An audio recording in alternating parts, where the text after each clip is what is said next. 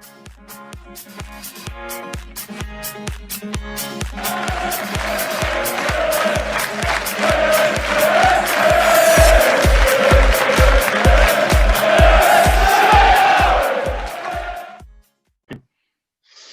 everybody, welcome back to the Stacey West. We're here for another preview. This time it's Portsmouth at home.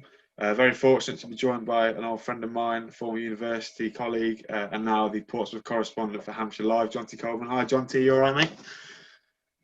Hi mate, how are you? I'm good, Jonty. I'm sure we've got plenty to talk about, so why not? Let's just get delved into it. Obviously Portsmouth this season, they had a bit of a slow start, but they seem to have turned a corner recently. Would that be fair to say? Yeah, definitely. A slight bump in the road on Saturday against Charlton Athletic, who are a very good side. But prior to that, the last few weeks have been really pleasing. You know, there's a lot of worry at the start of the season where results came, but you know, the last few weeks, especially, they've really turned a corner and they've shown signs of being a promotion side. I think now the key is just getting that consistency. They've shown they're definitely capable of, you know, being among the top teams in this league. But I think the key now is, you know, getting those performances on a regular basis and making it count as often as possible. Would it be fair to say that Pompey have been quite this season? Obviously, they went to Sunderland and won 3-1, but then lose to Charlton, which, as you said, is no shame. But are there signs that they're a little bit inconsistent this year? Yeah, definitely. That's the issue. If you look at their away record, I think they are the only team to have played. I think they've got the best away record in the league, or certainly one of them. I think they're one of the only unbeaten sides in the league away from home at the minute. So, and if you look at the teams they've played, they've gone to Burton, who, you know, are a fairly solid side at this level and won convincingly there at a time when confidence was low.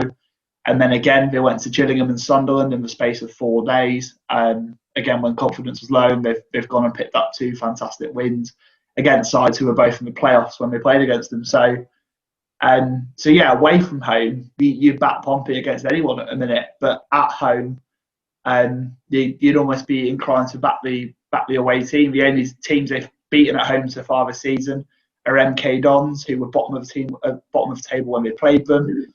Pompey finished that game with 28% possession at home, which is just absolutely baffling. And then the other one was against Northampton. It was a few days after. It was a few days after the Sunderland win. So yeah, confidence was quite high, and they played with a bit of freedom. And Northampton haven't had the best of starts since coming back out of League One. So, and they kind of took advantage of that. But you know, they've had plenty of games this season. You look at playing teams like Shrewsbury at home. We should be winning that. Wigan, you know, they've obviously still got a few quality players, but they're clearly not the same side they were last season. And yeah, the MK Dons game wasn't convincing.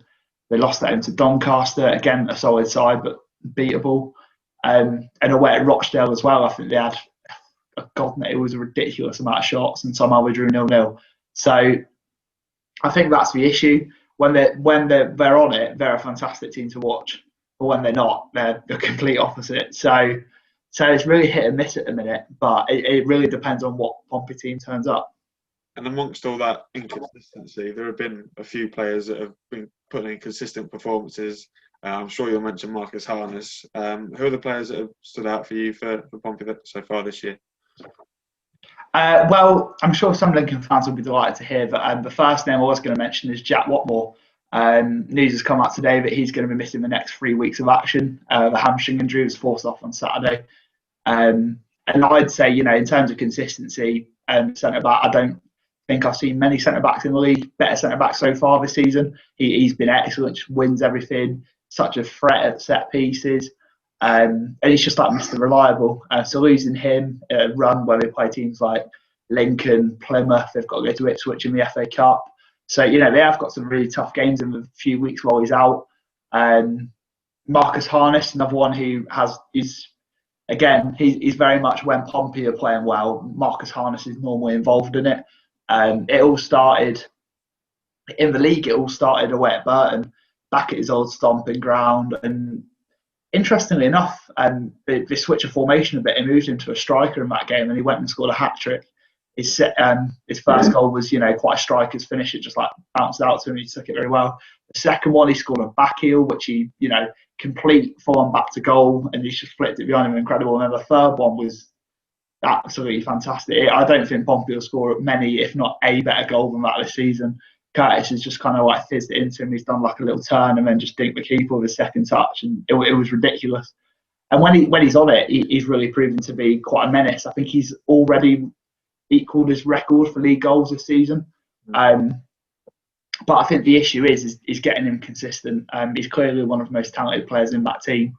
But it's just when he's on it, he is, and when he's not, there's been a couple of games where he has been pulled off after an hour to try and change things, and he's very much he's a guaranteed starter, and when he's on it, he really is. But Jack is not afraid to take him off if he feels that it's not quite working for him that game. But he's been playing as a makeshift striker and adapting really well. Another one in recent weeks, John Marquis, who I'm sure a lot of Lincoln fans will know about, given his reputation at this level, obviously went and scored a lot of goals for Doncaster.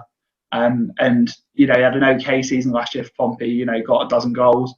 And he'd started this season really poorly. I mentioned that Rochdale game earlier, and he missed 3 golden opportunities in that game.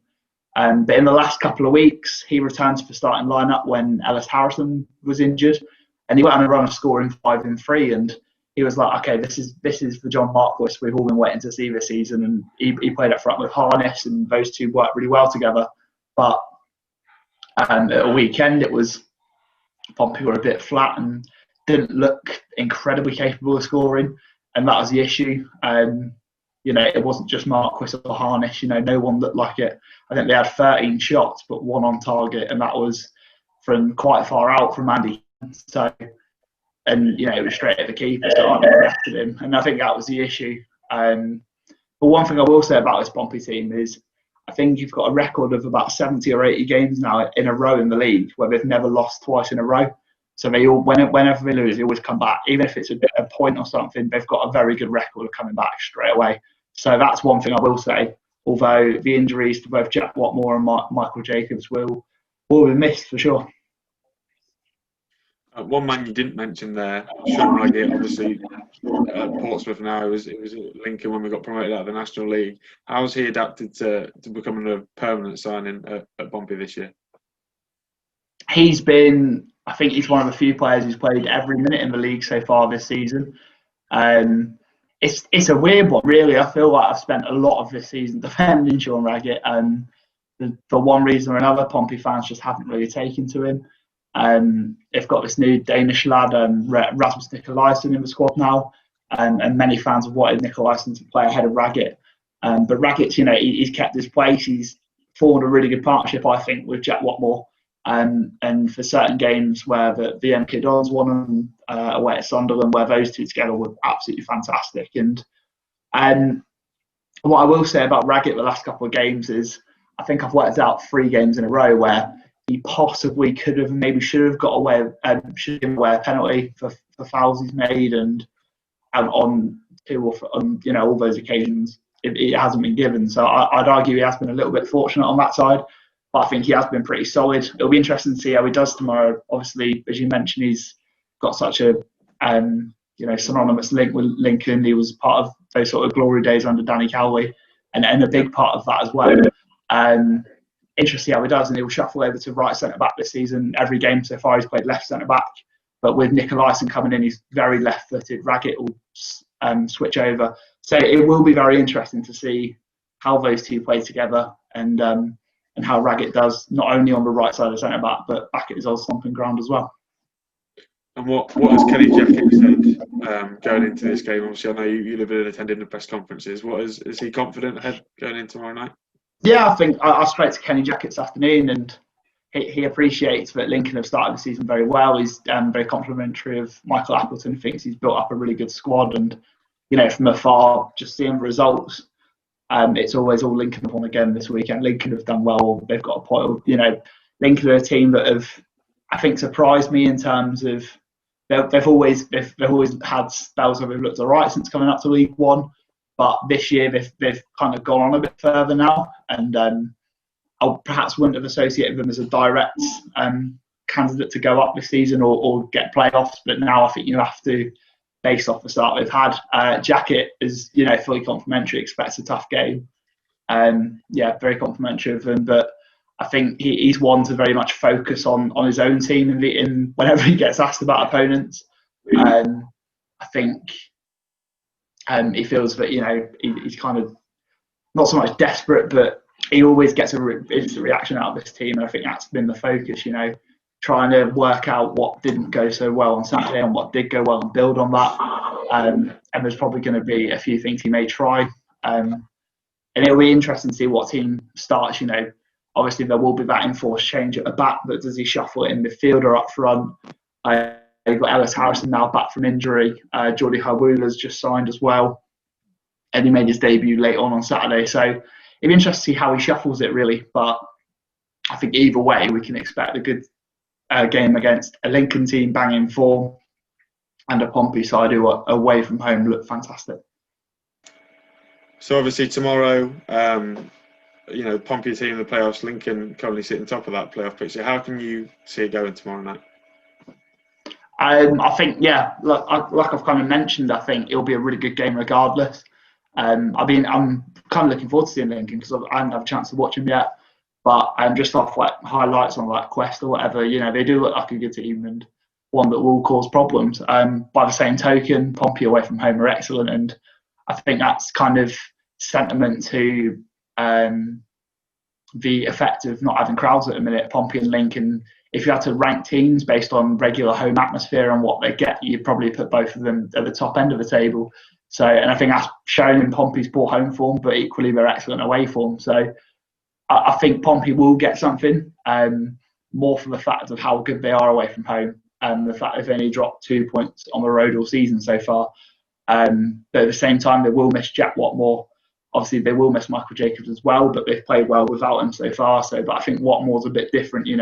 He is the one you can rely on at the back. He'll play out from the back. He'll win everything in the air.